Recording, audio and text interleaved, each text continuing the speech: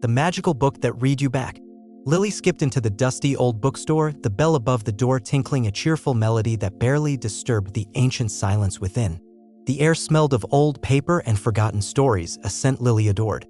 Mrs. Higgins, the owner, a woman with eyes as bright as polished gemstones and hair piled high like a literary fortress, smiled at her from behind a stack of towering novels. "Lily, what brings you treasure hunting today?" she asked, her voice as warm as a crackling fireplace.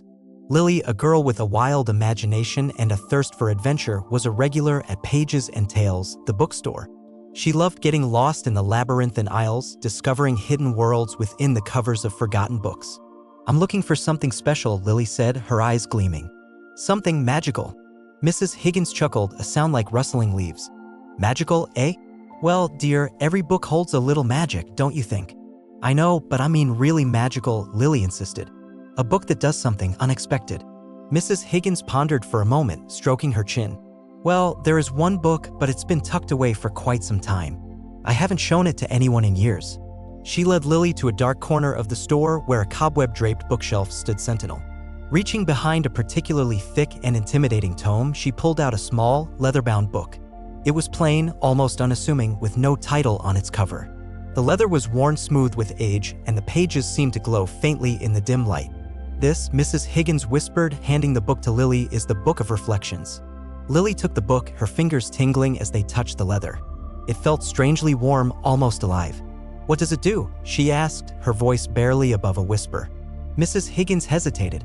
"It reads you back. It doesn't tell a story, it reflects the reader. It shows you who you truly are, your hopes, your fears, your dreams." Lily's eyes widened. "Really? But how?" "I don't know, dear. I just know that it's powerful. Be careful with it, Lily. It shows you the truth, and the truth can sometimes be surprising." Lily promised to be careful and, clutching the Book of Reflections tightly, thanked Mrs. Higgins. She paid for a bag of her favorite gummy bears and hurried home, her heart pounding with anticipation. Back in her room, surrounded by her collection of stuffed animals and adventure-filled posters, Lily sat on her bed and took a deep breath. She opened the Book of Reflections. The pages were blank. Pure white. "Huh," she said, a little disappointed. "I thought it was supposed to read me." She looked closer. The paper was strange, almost like looking into a mirror. Suddenly, a faint image began to form on the first page. It was a picture of Lily herself, but different. In the image, Lily stood at the edge of a vast forest, her eyes filled with determination. She held a small, battered compass in her hand. "Wow," Lily breathed. "That's cool." As she looked closer, words began to appear beneath the image, not in neat rows, but scattered like leaves on the wind. "A heart full of courage, but doubts whisper in the shadows." Lily frowned. Doubts? She was a brave adventurer. She wasn't afraid of anything. She turned the page. Another image appeared, this time of Lily standing on a stage, bathed in the spotlight. But instead of smiling, she looked hesitant, her hands clasped nervously. A fear of judgment stifling the song within. Lily gasped. It was true. She loved to sing, but she was too afraid to sing in front of anyone, even her own family. What if they laughed? What if she wasn't good enough? The Book of Reflections continued to reveal Lily's hidden truths. It showed her generosity, her loyalty, her love for her friends and family. But it also showed her insecurities, her anxieties, her tendency to avoid challenges she thought she couldn't overcome. One page revealed her deepest fear, a fear of disappointing her parents. They always expected so much of her, and she desperately wanted to make them proud. As Lily delved deeper into the Book of Reflections, she felt a strange mix of emotions. Embarrassment, sadness, and a growing sense of understanding. The book wasn't judging her, it was simply showing her who she was, the good and the bad. That night, Lily couldn't sleep. The images and words from the Book of Reflections swirled in her mind. She tossed and turned, thinking about her fears, her doubts, and her untapped potential. Finally, she got out of bed and went back to the book. She opened it to the page that showed her standing on the edge of the forest, the compass in her hand. This time, the image seemed different. Lily in the picture looked slightly bolder, her eyes shining with a newfound determination. The path is uncertain, but the spirit is strong. Lily closed the book and made a decision. She was going to face her fears. She was going to embrace her strengths. She was going to become the brave, confident, and adventurous girl she saw within the pages of the Book of Reflections. The next day, Lily went to school with a new sense of purpose. During music class, when Mrs. Davis asked for volunteers to sing a solo, Lily hesitated for a moment, her old fears creeping back into her mind. But then she remembered the book of reflections and the image of herself on stage. Taking a deep breath, she raised her hand. Mrs. Davis smiled. Lily, I'm so glad you're volunteering. What will you sing? Lily chose her favorite song, a ballad about overcoming challenges and following your dreams. As she sang, her voice trembled at first, but then it grew stronger, filled with emotion. She poured her heart and soul into the song, forgetting her fear of judgment. When she finished, the classroom was silent for a moment and then burst into applause. Even her toughest classmates were clapping. Lily felt a warmth spread through her chest, a feeling of accomplishment and pride.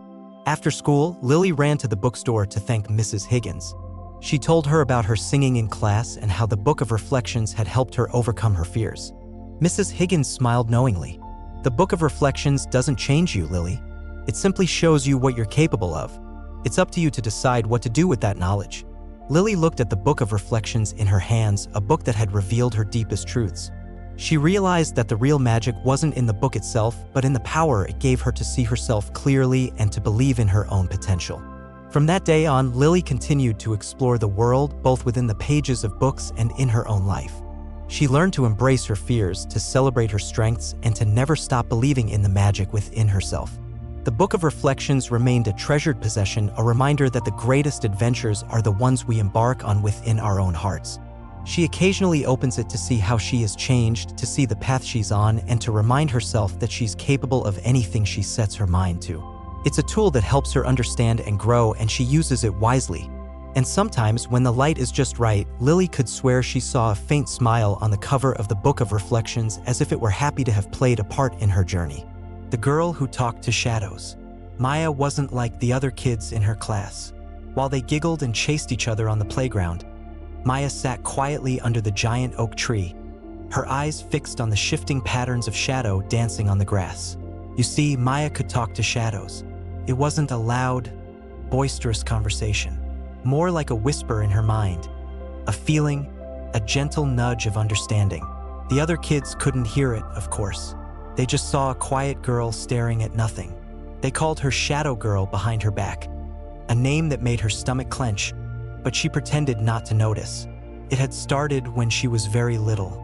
She remembers being scared of the monster shadow that leapt from her closet door every night. But instead of crying, she'd whispered, "Go away, you're not real." And the shadow, instead of growing larger and more menacing, seemed to shrink a little. It wouldn't disappear entirely, but it wouldn't scare her as much. As she grew older, she realized she could understand more than just go away. She could feel the shadow's emotions.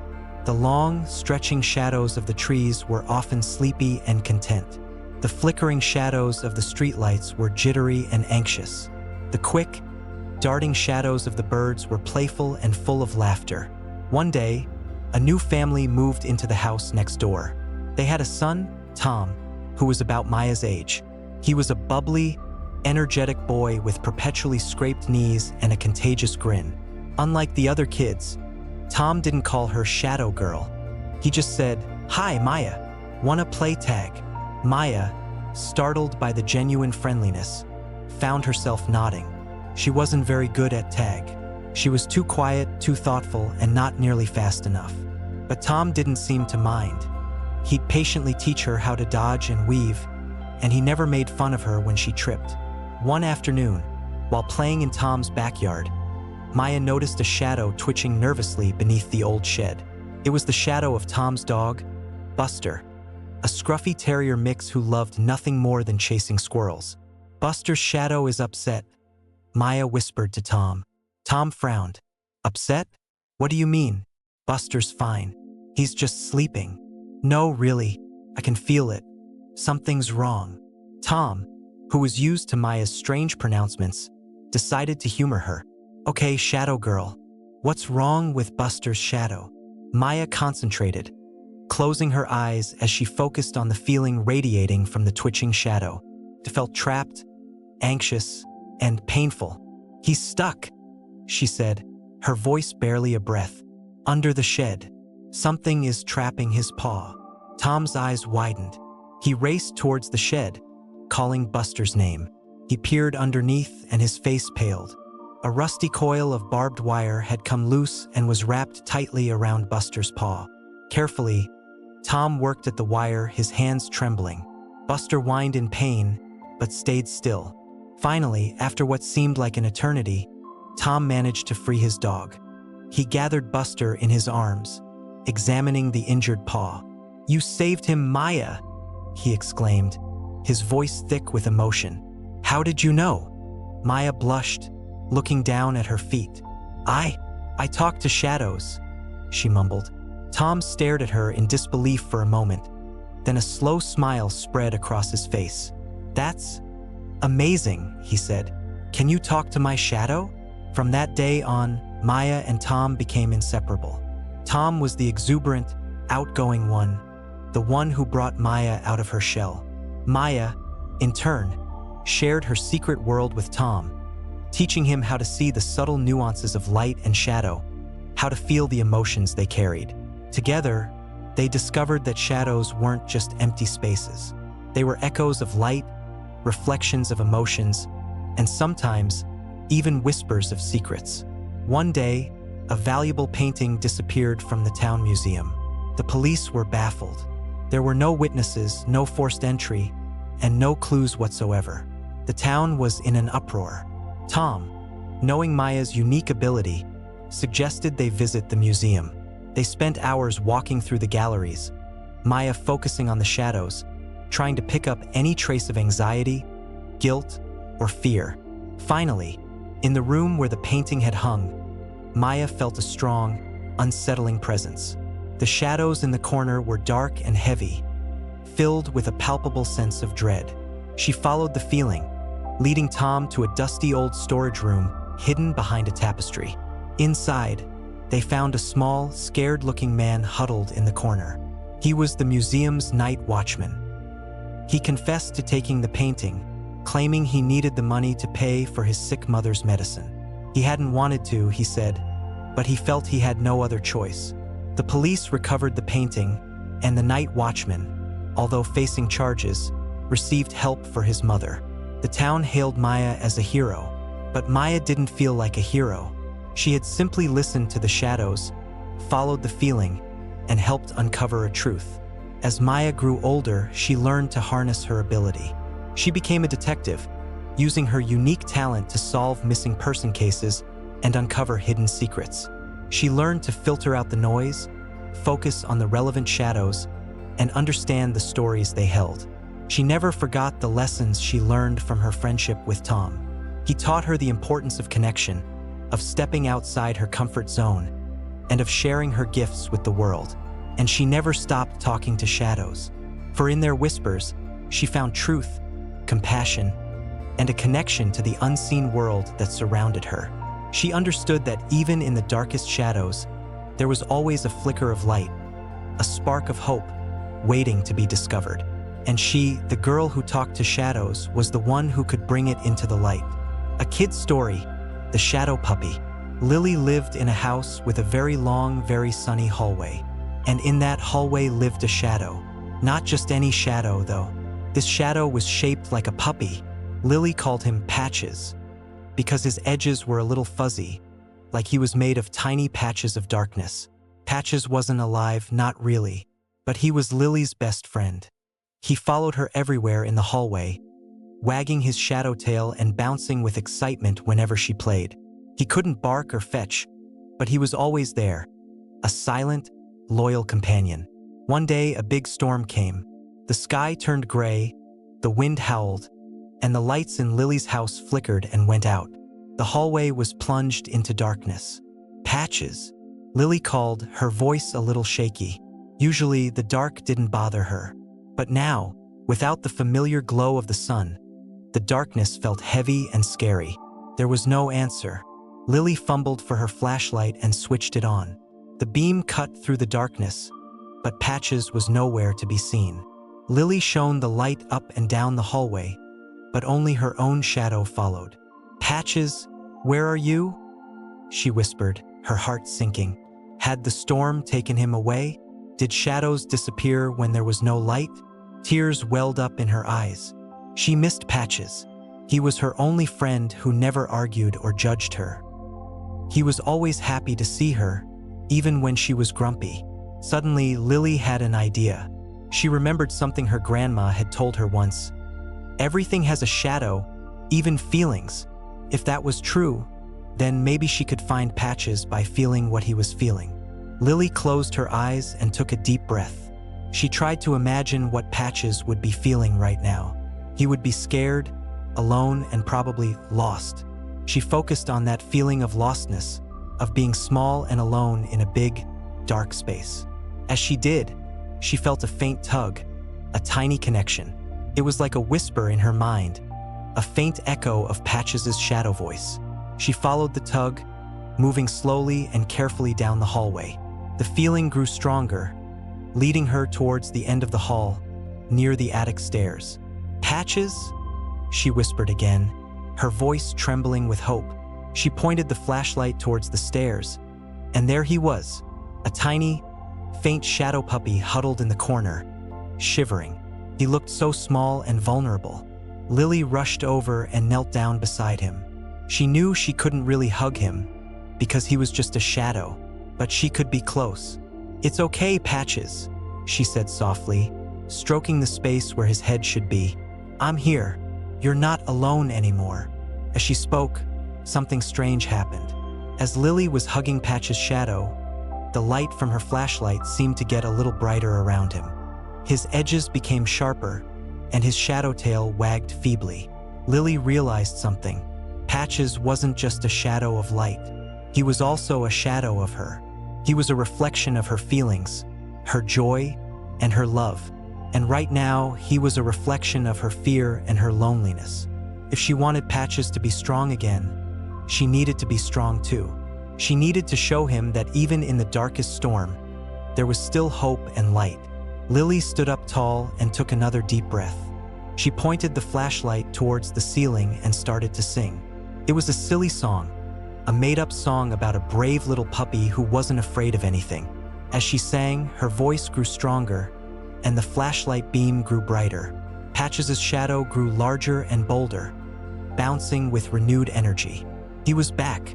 The storm raged outside, but in the hallway, Lily and Patches danced and sang. Lily realized that even though Patches was just a shadow, he was a powerful reminder that even in the darkest times, friendship and hope can always shine through. The next morning, the sun came out.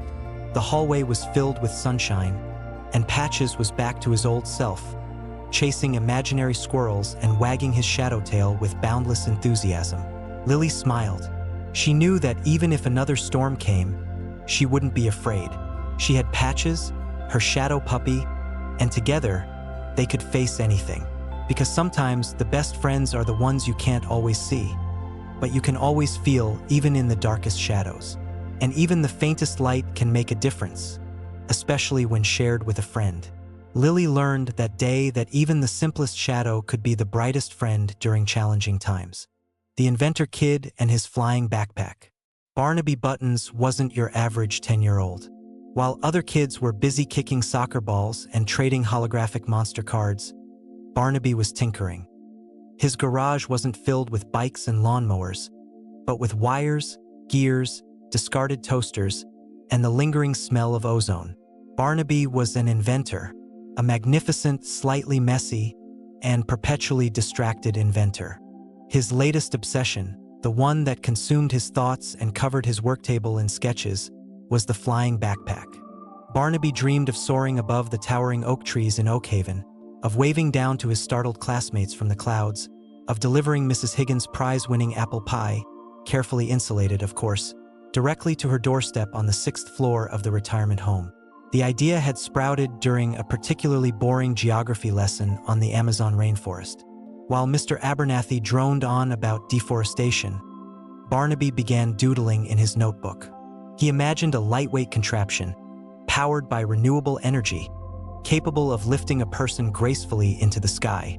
The doodle became a sketch, the sketch became a blueprint, and the blueprint became a reality. Well, almost. The backpack itself was a Frankensteinian masterpiece, cobbled together from salvaged parts. The frame was made from lightweight aluminum tubing, liberated from his dad's old camping tent. The lift was provided by 2 powerful, custom-built miniature duct fans, powered by an array of solar panels stitched onto a durable, weather-resistant canvas, borrowed, without permission, from his mom's gardening shed.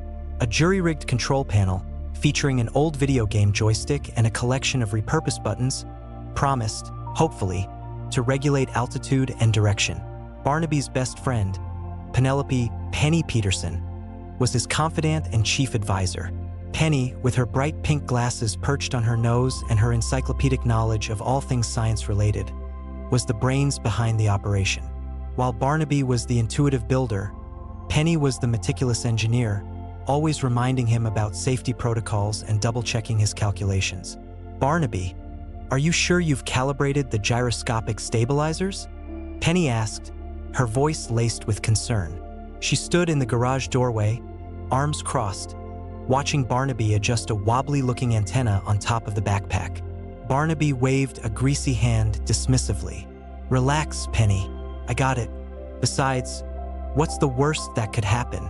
Penny raised an eyebrow. "The worst? Let's see. Uncontrolled ascent, rapid descent, mid-air collision with a flock of geese, explosion. Shall I continue?" Barnaby chuckled nervously. Okay, point taken. But I'm pretty sure I've worked out all the kinks. This baby is ready to fly." He strapped the backpack onto his slight frame. The weight was considerable, but he managed to stand upright, his legs slightly wobbling. "Remember what I said about the emergency shut-off switch, Barnaby?" Penny said, pointing to a bright red button labeled "Panic" in bold letters. "If anything goes wrong, slam that button." "Got it, Penny. Panic button. Red. Obvious." Barnaby gave her a thumbs up. He took a deep breath, adjusted the joystick, and flipped a switch. The duct fans whirred to life, creating a surprisingly powerful gust of wind. Dust swirled around the garage. Barnaby held on tight, his heart pounding in his chest. Slowly, painstakingly, he began to lift off the ground. He hovered a few inches above the garage floor, a triumphant grin spreading across his face. "I'm flying, Penny. I'm really flying." Penny clapped her hands, her pink glasses glinting in the sunlight. "Congratulations, Barnaby. But be careful. Don't get too cocky." Barnaby, however, was already getting cocky. He nudged the joystick forward, attempting to move towards the open garage door. But instead of moving forward, the backpack lurched sideways, sending him spinning uncontrollably. Whoa, what's happening?" Barnaby shouted, desperately trying to regain control. The backpack careened around the garage, narrowly missing a stack of old tires and a shelf full of paint cans. Barnaby's grin transformed into a grimace of terror. "The stabilizers! I told you about the stabilizers!" Penny yelled, dodging a flying wrench. Barnaby fumbled for the joystick, his fingers trembling. He managed to yank it back, but the backpack responded erratically, surging upwards. He shot through the open garage door and into the bright sunlight of his backyard, ascending rapidly towards the towering oak trees. "Barnaby!" Penny screamed, racing out of the garage after him. Barnaby was now soaring above the trees, the wind whipping through his hair. The view was spectacular, but he was too busy fighting for control to appreciate it. The backpack wobbled precariously, threatening to send him plummeting to the ground. He tried to steer towards the empty field behind his house, but the backpack seemed to have a mind of its own.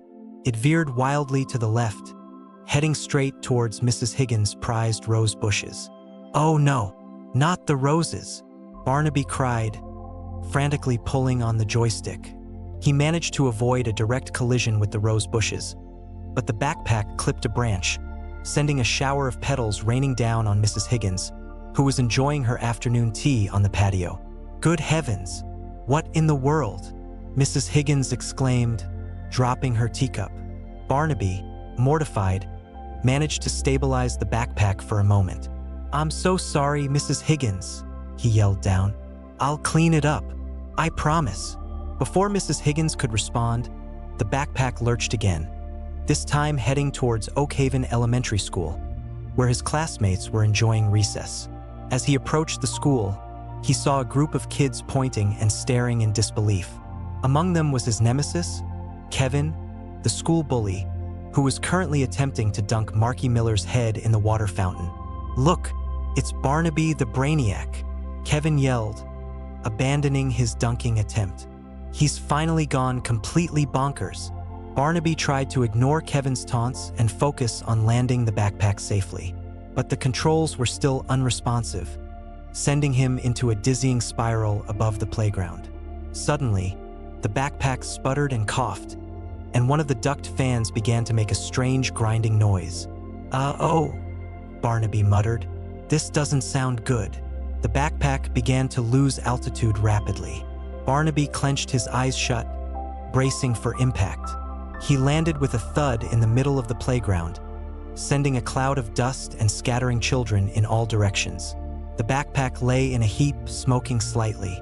Barnaby, bruised but mostly unharmed, scrambled to his feet. He was immediately surrounded by a crowd of curious and excited classmates. Even Kevin looked impressed, albeit grudgingly. "Dude, that was awesome," one of the kids exclaimed. "You actually flew," another one said in disbelief. Penny, who had finally caught up, pushed her way through the crowd, her face a mixture of relief and exasperation. "Barnaby Buttons, I am going to kill you," she said, trying to sound angry but failing miserably. Barnaby grinned sheepishly. "Sorry, Penny.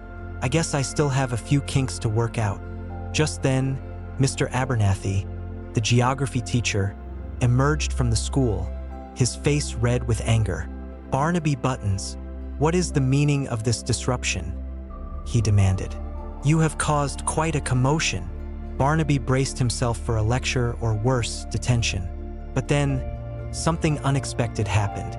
Mrs. Higgins, still covered in rose petals, limped onto the playground, using her cane for support. "Leave him alone, Mr. Abernathy," she said, her voice surprisingly firm. "That young man is a genius. He may have caused a little chaos, but he also brought a little excitement to our day. Besides," she added with a twinkle in her eye, "he promised to clean up my roses." Mr. Abernathy looked taken aback. He opened his mouth to protest, but Mrs. Higgins silenced him with a wave of her hand. "Barnaby, dear," she said, "I have a proposition for you. I have a leaky roof that needs fixing, and I think your flying contraption might be just the thing to help me reach it." Barnaby's eyes widened. "Really, Mrs. Higgins? You trust me?" Mrs. Higgins smiled. "Well, let's just say I admire your ingenuity. And besides," she added with a wink, "I could use a little excitement in my life." And so, Barnaby Buttons, the inventor kid with the flying backpack, became a local hero. He spent the next few weeks perfecting his invention, with Penny's help, of course. He learned to control the backpack with precision and grace, and he even added a few safety features, like a parachute and a louder panic button. He used the backpack to help Mrs. Higgins fix her roof, deliver groceries to elderly neighbors, and even rescue a cat from a tree. He became known throughout Oakhaven as the Flying Fix-It Kid. And his inventions, though sometimes a little chaotic, always made life a little bit better. And Kevin, the school bully? Well, he became Barnaby's biggest fan, constantly badgering him for rides on the flying backpack. Barnaby, being the kind-hearted inventor he was, eventually agreed, but only after Kevin promised to stop dunking people's heads in the water fountain. Barnaby learned a valuable lesson: that even the most ambitious inventions sometimes go awry, but with a little ingenuity, determination, and a good friend by your side, anything is possible. And, of course, always remember to calibrate the gyroscopic stabilizers. His flying days were just beginning. The sky was the limit, literally. The boy who climbed a cloud. Once upon a time, nestled in a valley so green it looked like a painted canvas, lived a boy named Finn. Finn wasn't like the other children in his village. While they played tag in the fields and splashed in the river, Finn spent his days gazing upwards. He was obsessed with the clouds. He saw castles with glittering towers in the fluffy cumulus, dragons with smoky breath in the dark cumulonimbus, and vast, shimmering oceans in the thin cirrus. He knew every type of cloud by name, could predict the weather just by looking at their shape, and had filled sketchbooks with their ever-changing forms. But Finn didn't just want to observe the clouds. He wanted to touch them, to feel their soft, airy embrace. He dreamed of walking amongst them, of seeing the world from their lofty heights. The villagers chuckled at Finn's dream. "Climb a cloud, Finn?" they'd say, shaking their heads. "That's just a silly fantasy. Clouds are made of nothing but air and water. You can't climb them." His mother, a kind woman with eyes as blue as the summer sky, would gently explain, "Finn, darling, clouds are too far away. They're just beautiful to look at." But Finn refused to give up. He knew, deep in his heart, that somehow, someday, he would find a way to climb a cloud. His preparations began subtly. He started climbing the tallest trees in the forest, his small hands gripping the rough bark, his legs strong and determined. He practiced jumping, leaping over mossy logs and gnarled roots, strengthening his muscles for the ascent he envisioned. He even started collecting feathers, believing they might hold some secret to floating, to defying gravity. One day, a traveling tinkerer came to the village. Old Silas, as he was known, carried a wagon filled with strange and wondrous contraptions. Gears that spun endlessly, whistles that played melodies only dogs could hear, and magnifying glasses that could shrink a flea to the size of a speck of dust. Finn, drawn by the tinkerer's unusual wares, spent hours watching Silas work. He saw him mend broken toys with intricate clockwork and fashion birdhouses out of scraps of metal. Finally, gathering his courage, Finn approached him. "Silas," he said, his voice barely a whisper, "do you think it's possible to climb a cloud?" Silas stopped tinkering with a broken music box and looked at Finn, his eyes twinkling behind his spectacles. "Climb a cloud? Eh? Now that's a question I haven't heard in a good long while." He stroked his long, gray beard thoughtfully. "Most folks would tell you it's impossible," Silas continued, "that clouds are just vapor and dreams. But I've spent my life building things others thought impossible. So, I'll tell you this, young Finn. Nothing is truly impossible, as long as you have the will and the right tools." Finn's eyes widened. Do you think you could help me build something to climb a cloud?" Silas chuckled. "Building something to climb a cloud is no small feat, Finn. It would require ingenuity, perseverance, and a healthy dose of, well, let's just say a little bit of magic. But I admire your spirit. I'll tell you what, I'll help you, but you must promise me one thing." "Anything?" Finn exclaimed. "You must promise me that when you reach the clouds, you'll bring back a piece of the sky for me. Just a tiny piece, a single drop of rain, a whisper of wind, anything to remind me of the wonder that lies above." Finn readily agreed, and so their collaboration began. Silas, with his years of experience, helped Finn design a remarkable machine. It wasn't a ladder, nor a flying contraption in the traditional sense. It was more like a mobile, self-propelled growing system, powered by a combination of gears, springs, and, according to Silas, a bit of harnessed starlight. The base was a sturdy platform on wheels, allowing Finn to steer it across the valley. From the platform rose a tall, slender stalk made of intricately woven vines, reinforced with lightweight but incredibly strong metal. As the machine moved, the stalk would slowly extend upwards, drawing energy from the sun and the earth, mimicking the way a plant grows towards the light. It took months of tireless work. Finn learned about levers and pulleys, about the properties of different metals, and about the importance of patience and precision. He gathered rare herbs for Silas to use in the vine-weaving process, ensuring the stalk would be strong enough to bear his weight. Finally, the machine was ready. It stood tall and proud, its vine-covered stalk reaching towards the sky, a testament to their dedication and belief.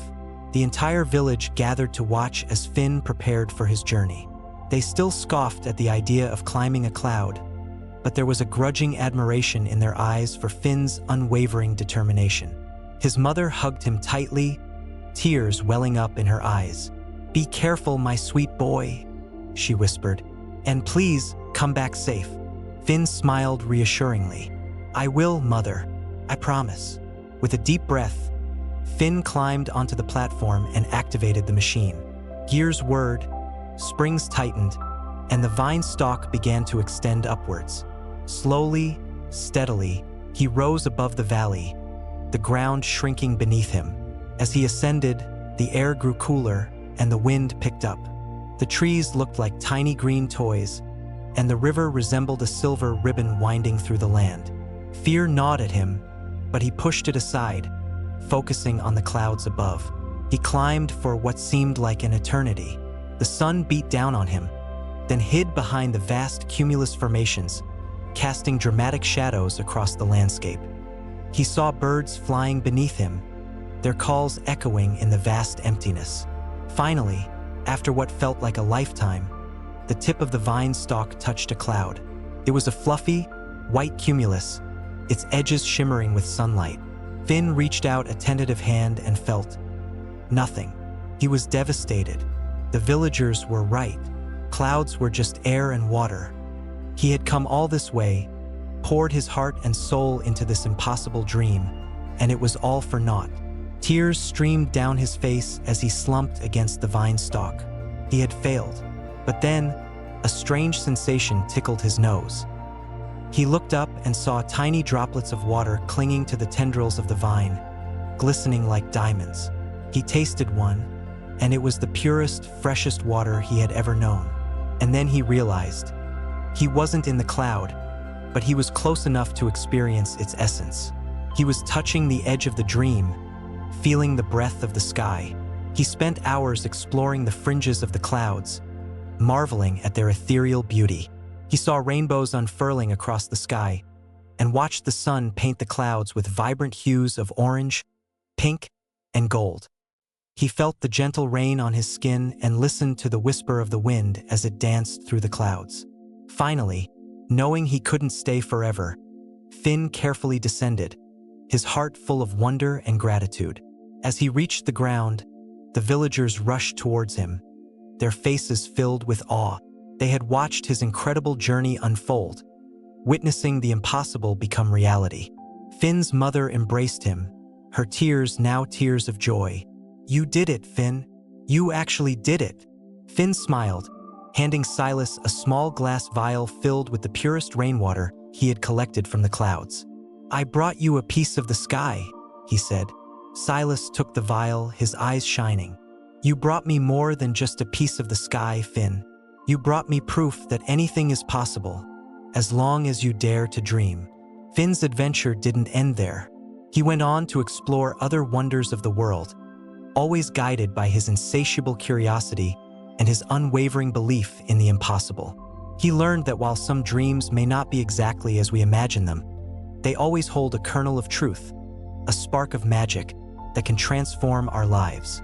And every time he looked up at the clouds, he remembered his journey, and he knew that even the most fantastical dreams are worth chasing, because the journey itself is often more rewarding than the destination. He continued to sketch the clouds, but now, his drawings held not just their shapes, but also the feeling of the cool, damp air, the whisper of the wind, and the overwhelming sense of wonder he had experienced when he climbed a cloud. And that, he realized, was the most magical piece of the sky of all. The cat who wanted to be a dog. Whiskers twitching, Jasper the cat sat perched on the garden fence, watching the neighborhood dogs romp and play. He let out a soft, mournful meow. He didn't want to chase mice or nap in sunbeams anymore. He wanted to run, fetch, and pant with joyous abandon, just like the dogs. Jasper wasn't just any cat. He was a fluffy ginger creature with emerald green eyes and an adventurous spirit. He'd grown up in a house full of dog-loving humans, surrounded by the comforting thumps of wagging tails and the playful barks that echoed through the hallways. He knew all about good boy scratches and the joy of a squeaky toy. He longed to be part of their world. He'd observed the dogs carefully. There was Buster, a boisterous Labrador who loved to fetch tennis balls, Lady, a dignified golden retriever who enjoyed gentle walks, and Pip, a tiny terrier who yapped with boundless energy. Jasper studied their every move, trying to decipher the secret to their canine happiness. "If only I could be a dog," he sighed to a passing butterfly. "Imagine the games we could play, the walks we could take. They get to go everywhere." The butterfly, unimpressed, fluttered away. Jasper decided on a plan. He would learn to be a dog. He started with the basics. First, the bark. He'd listened to the dog's bark for years, so he knew what it sounded like. He opened his mouth and tried. Miraf, he managed a pathetic mix of a meow and a bark. He tried again with more force. Merf, still not quite right? It sounded more like a cat with a sore throat. Undeterred, Jasper moved on to the next lesson, fetching. He found a small, brightly colored ball in the garden, left over from one of Buster's games. He nudged it with his nose, then batted it with his paw. It rolled a few inches. Fetch, he squeaked, attempting a command. He chased after the ball, then promptly lost interest and started grooming his paw. Fetching, he decided, was boring. He then observed Lady on her evening walk. She trotted calmly beside her human, tail wagging gently. Jasper attempted to emulate this dignified stroll. He stood tall, puffed out his chest, and took a few hesitant steps. Then, attempting butterfly flitted past, and he abandoned his pose, chasing after it with wild abandon. He quickly realized that dignified strolling was not in his nature. The final, and perhaps most important, lesson was the tail wag. Jasper practiced in front of a reflective puddle, swishing his tail back and forth with as much enthusiasm as he could muster. But his tail didn't wag like a dog's. It swayed languidly, expressing boredom more than excitement. His attempts were, to put it mildly, unsuccessful. The dogs, witnessing his efforts, were amused. Buster would tilt his head and wag his tail harder, as if to say, "What are you doing, silly cat?" Pip would yip with laughter, and Lady would simply offer a polite sniff of his head. Discouraged, Jasper slumped onto the fence, his dreams of dogdom fading. He was just a cat, after all. He would never understand the joys of fetching or the art of the perfect bark. One sunny afternoon, while Jasper was sulking on the porch steps, he saw his human, Emily, approaching. She was holding Buster's leash. "Jasper," she said, her voice gentle. "Buster needs a walk, but I'm busy. Would you like to keep him company in the garden while I finish up?" Jasper hesitated. He wasn't a dog, but maybe he could still spend time with one. He nodded slowly. Emily unleashed Buster in the garden, and the Labrador immediately bounded towards Jasper, his tail wagging furiously. "Woof!" Buster barked, then nudged Jasper with his nose. Jasper purred and rubbed against Buster. He watched as Buster ran around the garden, sniffing bushes and chasing butterflies. He wasn't barking or fetching, but he was happy. Suddenly, Buster spotted a squirrel darting up a tree. He started barking excitedly, jumping up and down, trying to reach it. Jasper, caught up in the excitement, couldn't help himself. He yowled, then leaped onto the tree trunk, scrambling upwards, following the squirrel. He reached the squirrel just as it disappeared into a hole in the trunk. Disappointed, he turned to look down at Buster, who was still barking and wagging his tail. Something unexpected happened. Buster, seeing Jasper in the tree, started barking differently. It wasn't a frustrated bark. It was an encouraging bark, as if he were saying, "Good job, Jasper. You almost got him." Jasper felt a surge of warmth in his chest. He had never felt this kind of camaraderie before. He wasn't barking or fetching, but he was part of the fun. He was sharing a moment with Buster, and that was more rewarding than any dog trick he could have learned. He climbed down from the tree, and Buster greeted him with a wet, slobbery lick. Jasper purred and rubbed against Buster's leg. He realized something important. He didn't need to be a dog to be friends with a dog. He could be himself, a cat, and still share in their joy and companionship. From that day on, Jasper continued to spend time with the dogs. He didn't try to bark or fetch anymore. He simply enjoyed their company, observing their games and offering his own unique feline perspective. He learned to play chase with Pip, batting at his tail and pouncing playfully. He learned to enjoy gentle walks with Lady, strolling alongside her with a regal air. He even learned to appreciate Buster's energetic fetching games, watching him with amusement as he retrieved the tennis ball again and again. One afternoon, Emily, Buster, and Jasper went to the park. Buster was running and playing with other dogs, while Emily sat on a bench reading a book. Jasper, as usual, was observing from a nearby tree. Suddenly, a little boy ran past, accidentally dropping his ice cream cone. It landed on the ground with a splat, and the boy started to cry. Buster, caught up in his game, didn't notice. But Jasper did. He saw the boy's sadness, and he felt a pang of sympathy. He jumped down from the tree and approached the boy cautiously. He rubbed against his leg, purring softly. The boy looked down at Jasper, surprised. He stopped crying and stroked Jasper's fur. Emily watched from the bench, a smile spreading across her face. She knew that Jasper had a special gift. He had the ability to comfort and connect with people and animals in a way that was uniquely his own. The boy continued to pet Jasper, his sadness slowly fading. He picked up the melted ice cream cone and tossed it in a nearby trash can. Then he smiled at Jasper. "Thank you," he said. "You made me feel better." Jasper purred again, content. He may not have been able to fetch or bark, but he had something even more valuable, the ability to offer comfort and companionship. He was a cat, and he was proud of it. He nuzzled the boy's hand, then jumped back into the tree to resume his observation. He watched Buster playing with the other dogs, his tail wagging furiously. He realized that being a dog wasn't about barking or fetching. It was about friendship, loyalty, and unconditional love. And those were qualities that Jasper, the cat who wanted to be a dog, already possessed in abundance. He understood now that he didn't need to change to find happiness and belonging. He could be himself, a unique and special cat, and still be a part of the pack. He was Jasper, the cat, and he was loved. He was happy. He finally understood that being himself was the best thing he could be, and his friends, the dogs, loved him for exactly who he was. He was a cat, a friend, and a beloved member of the family. The moral of the story is, being yourself is the best thing you can be, and true friends will love and accept you for who you truly are. How Squeaky the Squirrel Saved the Whispering Woods. Once upon a time, nestled in the heart of a vast, emerald-green expanse, lay the Whispering Woods. It was a place of enchantment where ancient trees whispered secrets to the wind, playful sunbeams danced through the leaves, and the burbling brook sang a lullaby to the mossy stones. The creatures of the Whispering Woods lived in harmony, each playing a vital role in the forest's well-being. Among these creatures lived Squeaky, a small, energetic squirrel with fur the color of burnt caramel and a tail that twitched with boundless enthusiasm. Squeaky wasn't just any squirrel, he was known for his insatiable curiosity and a knack for getting into and sometimes out of trouble. He loved nothing more than to scamper through the branches, burying his acorns in secret spots and chasing butterflies with reckless abandon. One crisp autumn morning, as the leaves began to paint the forest floor in shades of gold and crimson, Squeaky noticed something amiss. The leaves on the great oak, the oldest and wisest tree in the Whispering Woods, were drooping. Its normally vibrant green leaves were tinged with an unsettling yellow. Grandpa Oak looked sad, Squeaky chattered to Rosie, a robin with a bright red breast who was perched on a branch nearby. Rosie tilted her head. He does seem a bit under the weather. I haven't heard him tell any stories to the wind lately. Usually, he's full of tales of the old days. Squeaky's whiskers twitched with concern. Grandpa Oak was the heart of the Whispering Woods. If he was ailing, it meant trouble for everyone. He decided he needed to investigate. He scampered up the great oak's trunk, his tiny claws finding purchase on the rough bark. He reached a branch near Grandpa Oak's ear, which was a hollow in the trunk where small birds sometimes nested, and whispered, "Grandpa Oak, are you all right?" A deep, rustling sigh emanated from the tree. "Oh, Squeaky, my dear boy, I am not well.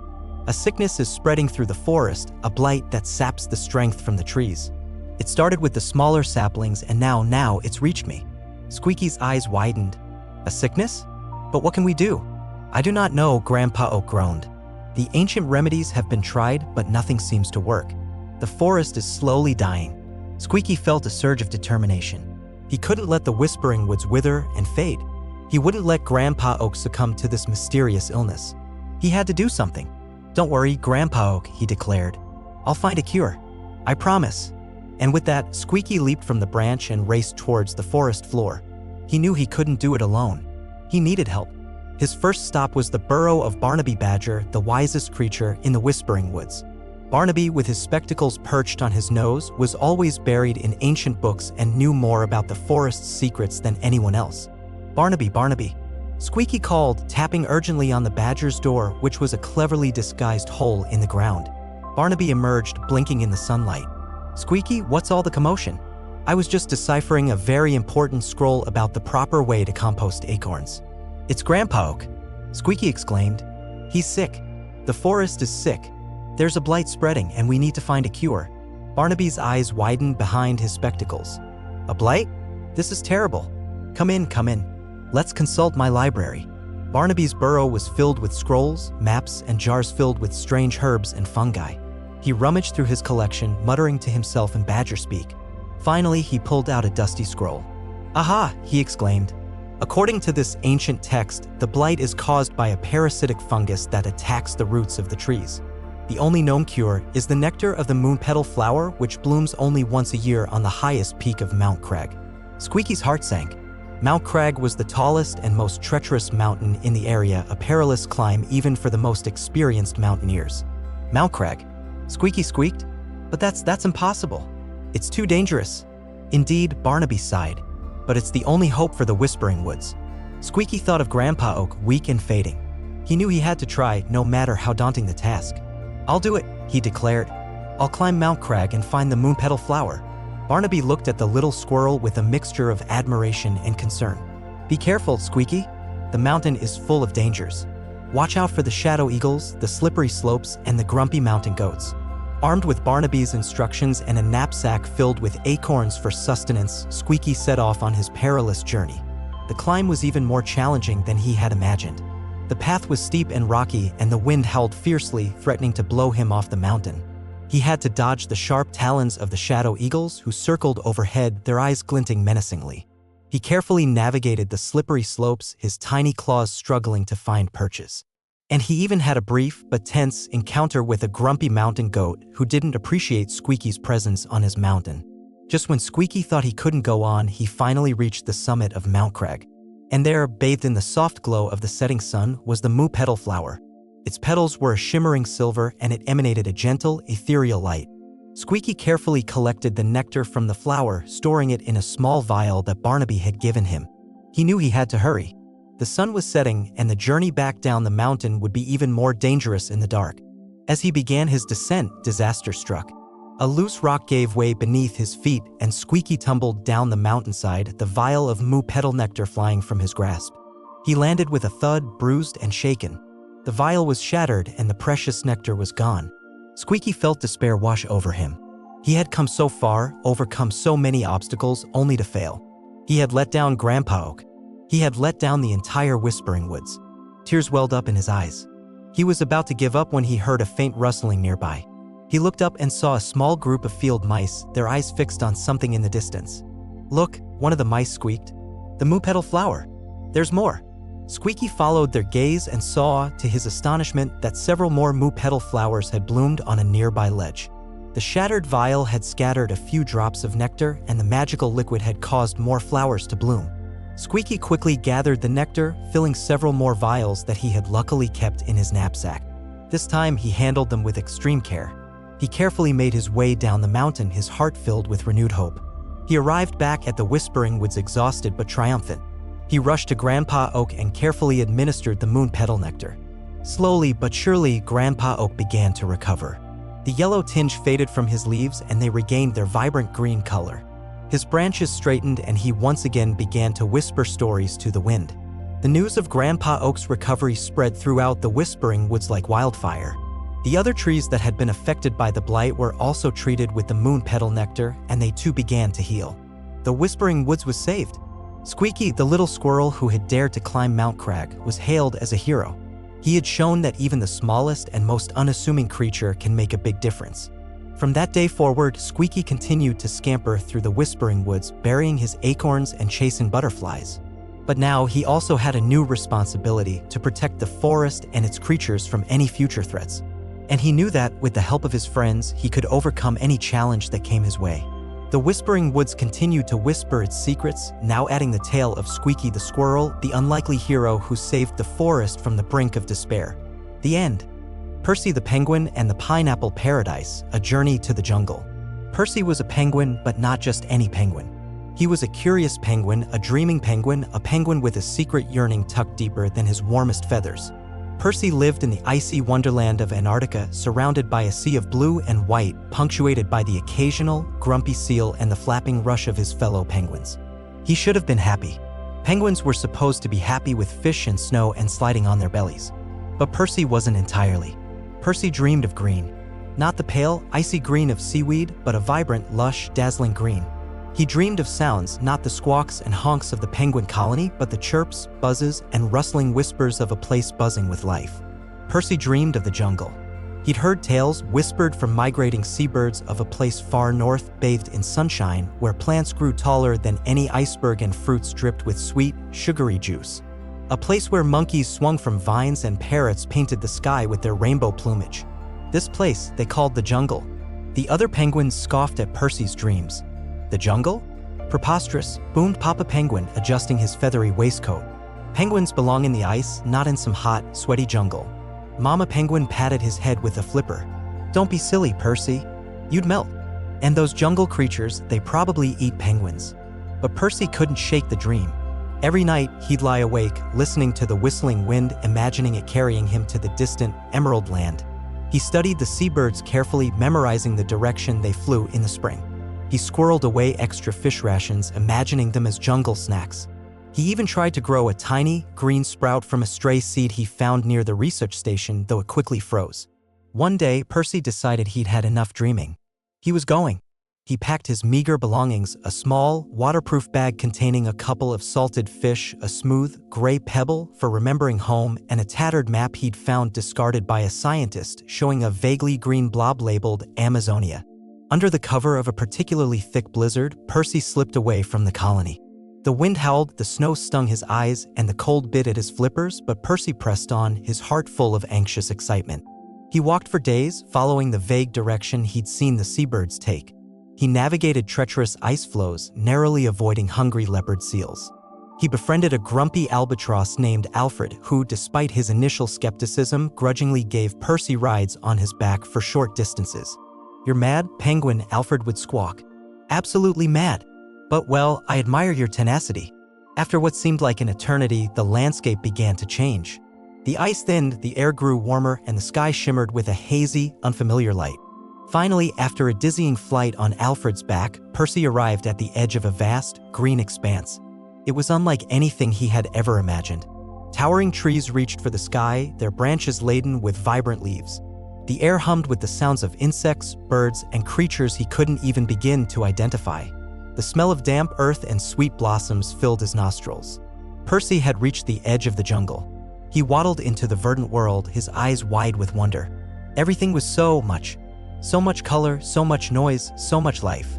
He felt tiny and insignificant, yet filled with a sense of exhilaration he'd never known before. He soon encountered a playful monkey named Mika who swung down from a vine, chattering excitedly. Mika had never seen a penguin before and was fascinated by his waddle and his formal-looking tuxedo.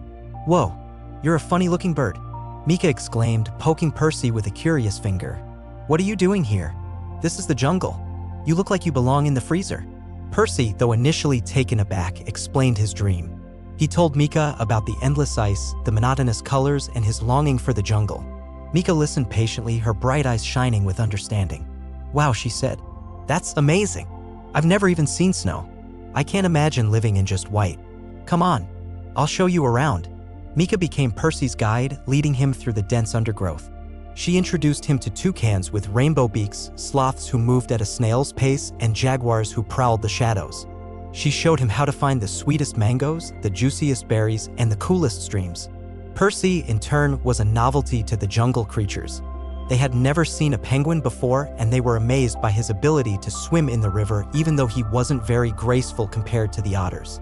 He showed them how to catch fish, though his Antarctic techniques were a bit outdated. One day, Mika led Percy to a hidden clearing where a giant pineapple plant grew, laden with ripe, golden fruit. "This is my favorite place," Mika said. "It's like a little piece of paradise." Percy gazed at the pineapples, their sweet scent filling the air. He carefully plucked one and took a bite. The juice exploded in his mouth, a taste of sunshine and sweetness unlike anything he had ever experienced.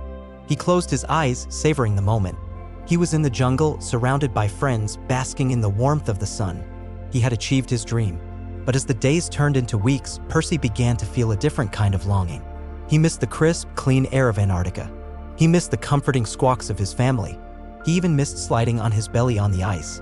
He realized that while the jungle was beautiful and exciting, it wasn't truly his home.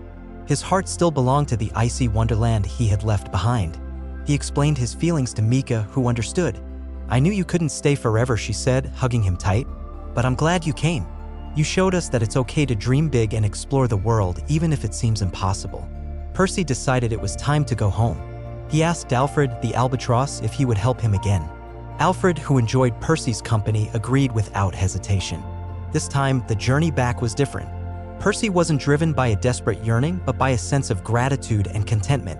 He had seen the jungle, he had made friends, and he had learned that home wasn't just a place, but a feeling. When he finally arrived back at the penguin colony, he was greeted with a mixture of shock and relief. Papa Penguin rushed to hug him, his feathery waistcoat ruffled. Mama Penguin showered him with kisses. "Percy, where have you been? We were so worried," they cried. Percy told them about his adventure, about the lush jungle, the playful monkeys, and the sweet pineapples. The other penguins listened with wide-eyed amazement. At first, they still doubted his sanity. Pineapples? Monkeys? Honestly, Percy. But Percy didn't care. He knew what he had seen, what he had experienced. He had touched his dream, and it had changed him forever. He brought back a small pineapple, carefully preserved in ice, as a memento of his journey. He shared it with his family and friends, and even though they didn't quite understand his passion for the jungle, they couldn't deny the deliciousness of the strange, exotic fruit. Percy continued to live among his penguin colony, but he was never quite the same. He was no longer just Percy the penguin. He was Percy the penguin who had seen the jungle. He was Percy the penguin who dared to dream. And sometimes, on a clear night, under the shimmering aurora australis, he would tell stories of his adventure to the younger penguins, inspiring them to look beyond the ice and dream of the faraway lands that lay beyond the horizon. He taught them that it was okay to be different, to be curious, and to follow their hearts, even if it meant waddling all the way to the jungle. The witch who forgot her spells. Agnes was a witch. Not a scary, cackling, wart-nosed witch. Agnes was a kind, clumsy, perpetually flustered witch with a garden overflowing with herbs and a heart full of good intentions. She lived in a cozy cottage nestled at the edge of Whispering Woods, easily identifiable by the crooked chimney puffing out colorful smoke and the mismatched collection of garden gnomes guarding the entrance. The problem was Agnes had forgotten all her spells. It wasn't a gradual fading. It was a sudden, spectacular poof. One morning, Agnes woke up, ready to enchant her morning tea to taste like cherry blossoms, her favorite, and found her mind utterly blank. The incantation, usually flowing from her lips like a familiar melody, was gone. Vanished. Replaced by, well, nothing. Panic bubbled in her chest like a potion gone wrong. Spells were a witch's lifeblood. They were how she helped her neighbors, how she tended her garden, how she kept her cottage from collapsing into a pile of enchanted dust. She tried everything. She consulted her ancient spell books, their pages filled with swirling calligraphy and faded illustrations. She reread them cover to cover, muttering the strange words aloud, hoping something would click. She brewed memory potions, which tasted suspiciously like old socks, and even attempted to hypnotize herself with a pendulum made of a dangling carrot. Nothing worked. The news of Agnes's memory lapse spread quickly through Whispering Woods. The squirrels chattered it amongst themselves, the owls hooted it from branch to branch, and even the grumpy badger, Barnaby, heard about it while grumbling through his morning mushroom hunt. At first, the villagers were worried. Agnes had always been their go-to for everything from mending broken fences with a flick of her wrist to brewing potions that cured the common cold. But Agnes assured them with a wobbly smile that she was still willing to help in any way she could, even if it meant using slightly less magical methods. Instead of magically mending fences, Agnes learned to use actual hammers and nails, a skill she never quite mastered, resulting in a lot of bent nails and sore thumbs. Instead of conjuring healing potions, she offered soothing herbal teas and listened patiently to their ailments. The garden suffered the most. Agnes, who used to have a garden bursting with vibrant flowers and magically plump vegetables, now struggled to keep the weeds at bay. She spent hours pulling them by hand, her back aching and her hands covered in dirt. The once proud sunflowers drooped, the roses wilted, and the plump pumpkins shrunk to the size of tennis balls.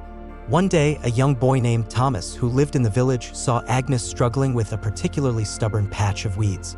Thomas was a bright, curious child with a mop of unruly brown hair and a heart as big as the sky.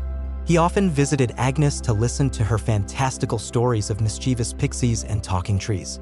"Can I help, Agnes?" he asked, his voice full of genuine concern. Agnes, surprised, looked up at him. "Oh, Thomas, darling, you don't have to. It's just, the weeds are being particularly pesky today." "I don't mind," Thomas insisted. "I'm pretty good at pulling weeds. My grandma has a garden too, and I help her all the time." And so, Thomas joined Agnes in the garden. He showed her how to grip the weeds properly, how to loosen the soil around them, and how to pull them out by the roots. They worked side by side, the old witch and the young boy, the silence broken only by the rustling of leaves and the occasional grunt of exertion. As they worked, Thomas started asking Agnes about her spells. "What was your favorite spell, Agnes?" he asked, pulling out a particularly enormous dandelion. Agnes sighed. "Oh, darling, I can't remember any of them. They've all gone poof." "But tell me about them anyway," Thomas insisted. "Maybe if you talk about them, you'll remember." Hesitantly, Agnes began to describe the spells she used to know. She told Thomas about the spell that made flowers bloom in the middle of winter, the spell that could calm a raging storm, and the spell that transformed grumpy cats into purring kittens. As she spoke, something strange began to happen. A tiny spark flickered in the back of her mind, a faint echo of a forgotten incantation. She couldn't quite grasp it, but it was there, a glimmer of hope in the darkness of her lost memory. The next day, Thomas returned to help Agnes in the garden. He brought with him his little sister, Lily, who was fascinated by Agnes's stories about magical creatures. "Agnes," Lily asked, her eyes wide with wonder, "did you ever use a spell to talk to animals?" Agnes thought for a moment. I think I did," she said slowly. "There was a spell, something about listening with your heart." She closed her eyes, trying to recall the exact words. Again, a spark flickered in her mind, a faint memory surfacing. And so, day after day, Thomas and Lily visited Agnes. They helped her in the garden, they listened to her stories, and they asked her about her spells. Each conversation, each question, chipped away at the wall of forgotten magic, slowly bringing Agnes's memories back to life. One afternoon, while Thomas was weeding the vegetable patch and Lily was watering the wilting sunflowers, Agnes suddenly gasped. "I remember," she cried, her voice filled with excitement. "I remember the spell for making the sunflowers grow." She closed her eyes, took a deep breath, and began to chant, her voice shaky but determined. The words felt strange on her tongue at first, but as she continued, they grew stronger, more confident. As she chanted, a faint golden light began to emanate from her hands. Lily gasped as the sunflowers, which had been drooping just moments before, began to straighten up, their faces turning towards the sun. Their petals unfolded, revealing vibrant yellow hues. Agnes finished the spell, breathless but triumphant. She opened her eyes and looked at the sunflowers, now standing tall and proud. A tear trickled down her cheek. "I did it," she exclaimed, hugging Thomas and Lily tightly. "I remembered a spell." From that day on, Agnes continued to regain her lost magic. With the help of Thomas and Lily, she pieced together her fragmented memories, rediscovering spell after spell. She remembered the incantation for making her tea taste like cherry blossoms, the spell for mending fences, and even the one for transforming grumpy cats into purring kittens. But as Agnes regained her magic, she also realized something important. She had been so focused on her lost spells that she had forgotten the true source of her power. It wasn't just the incantations and potions, it was the kindness, the compassion, and the willingness to help others. Agnes discovered that helping others, sharing her stories, and working alongside her new friends was just as powerful, if not more so, than any spell she could conjure. She continued to practice her magic, of course, but she also spent more time with Thomas and Lily, teaching them about the wonders of nature and the importance of kindness. They learned about herbs and potions, about the language of the birds, and about the magic that existed in the everyday world. Agnes's garden flourished once more, filled with vibrant flowers and magically plumbed vegetables. But this time, it was a garden grown not only with magic but also with love, friendship, and a little bit of hard work. And Agnes, the witch who had forgotten her spells, became a better witch than she had ever been before, not because of her magic, but because of the kindness she shared with the world. She learned that true magic wasn't just about casting spells and brewing potions, it was about connection, compassion, and the power of working together to make the world a more beautiful place. And that, she realized, was a spell worth remembering forever. The magic paintbrush that brought drawings to life. Once upon a time, in a small village nestled beside a whispering forest, lived a young boy named Leo. Leo wasn't particularly strong or quick. He wasn't even the best at games. But Leo had a gift, a talent that shimmered brighter than any gold. Leo could draw. He drew on everything. He drew on scraps of parchment he found in his grandfather's workshop. He drew in the dirt with a twig. He even drew on the dusty windows of his house, much to his mother's mild exasperation.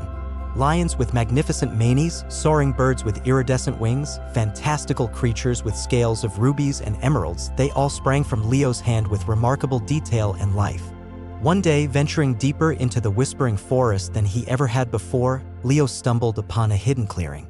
In the center stood an ancient oak, its branches reaching towards the sky like gnarled fingers. Beneath the oak, nestled amongst the roots, he saw it, a paintbrush. It wasn't just any paintbrush. The handle was smooth and dark, carved from what looked like polished obsidian. The bristles, instead of the usual animal hair, were woven from strands that shimmered with all the colors of the rainbow. As Leo reached for it, a faint hum resonated from the brush, tingling his fingertips. He picked it up. The brush felt warm and alive in his hand. He couldn't resist. He pulled out a scrap of parchment from his pocket and, using a berry he'd found as ink, began to draw. He drew a small, fluffy bunny with long, floppy ears. As he finished the last stroke, something extraordinary happened. The bunny on the parchment twitched its nose. Its eyes blinked. Then, with a soft thump, it hopped right off the page and onto the forest floor. Leo gasped.